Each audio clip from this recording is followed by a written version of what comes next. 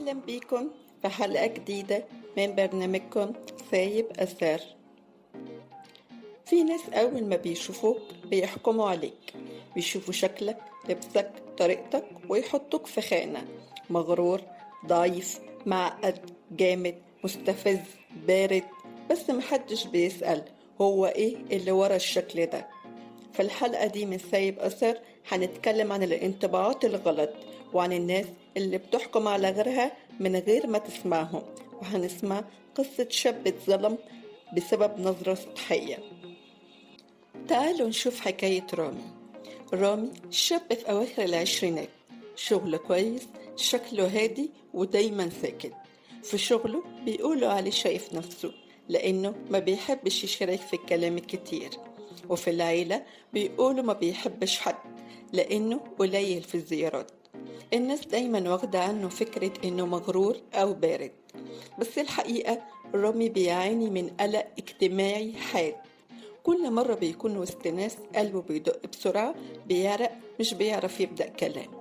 بيتمنى يشارك بس بيخاف يغلط، بيتمنى يتكلم بس بيخاف يتقال عليه تافه.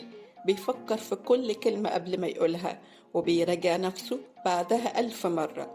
بيوجعه قوي لما الناس تقول عنه مغرور، وبيقول: أنا مش مغرور، أنا مرعوب، أنا مش بارد، أنا موجوع، أنا مش بعيد، أنا مش لاقي أمان.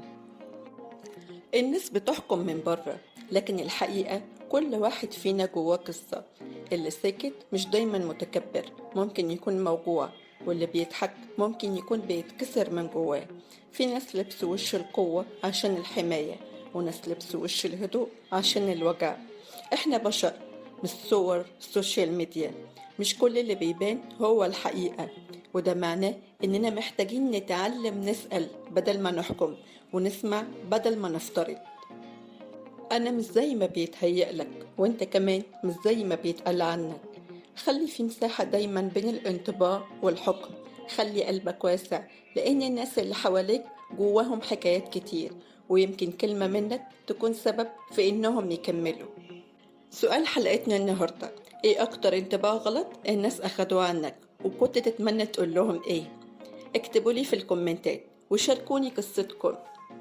كنت معاكم انا بسمة في سايب اثر، البرنامج اللي بنحكي فيه عننا من غير تجميل.